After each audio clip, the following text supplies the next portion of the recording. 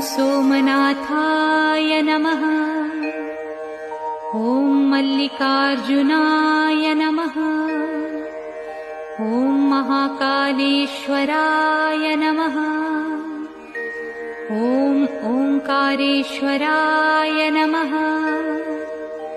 ॐ वैद्यनाथाय नमः। ॐ भीमशंकराय नमः।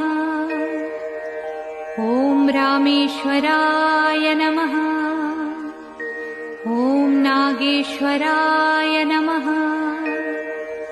ॐ विश्वेश्वराय नमः।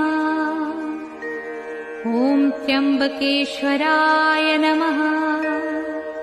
ॐ केदारेश्वराय नमः। ॐ भुस्मेश्वराय नमः।